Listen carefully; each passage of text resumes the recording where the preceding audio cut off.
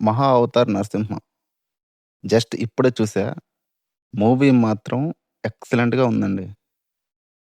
మొన్న book my షోలో ఏ movie చూద్దామా అని వెతుకుతుంటే ఇది కనిపించింది. ఇదేదో బొమ్మల సినిమా అని జెప్పి స్కిప్ చేశా. ఇప్పుడు జూస్తే ఇదేందిరా బాబు ఇలా ఉందనిపించింది. నాకు బొమ్మ కనిపించింది.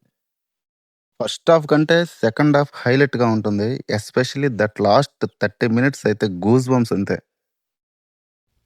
బేసిక్ స్టోరీ లైన్ ఏంటంటే, ఇది ఆల్మోస్ట్ అందరికీ తెలిసే ఉంటుంది.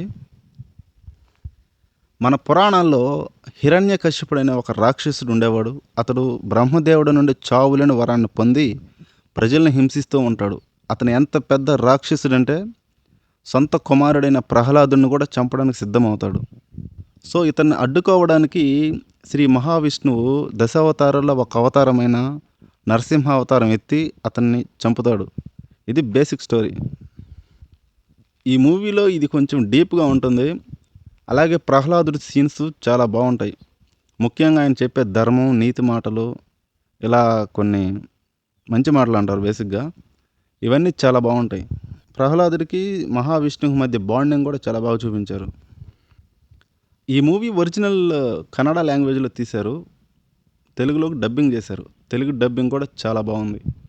అలాగే ఈ మూవీ మొత్తం కంప్యూటర్ గ్రాఫిక్స్లో తీశారంట. ఇంకా గ్రాఫిక్స్ విషయానికి వస్తే సెకండ్ హాఫ్ గ్రాఫిక్స్ సూపర్ ఉంటుంది. ఫస్ట్ హాఫ్లో గ్రాఫిక్స్ అక్కడక్కడ గజిబిజిగా ఉంటుంది. కొంచెం లో అయిన ఫీలింగ్ వచ్చింది నాకైతే.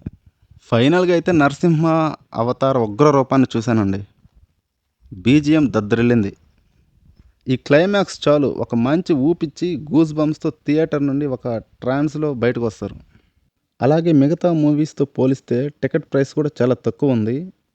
So worth watch it. మీరు ఒకవేళ మూవీ చూసుంటే ఎలా ఉందో కామెంట్లో చెప్పండి. And this is my first video.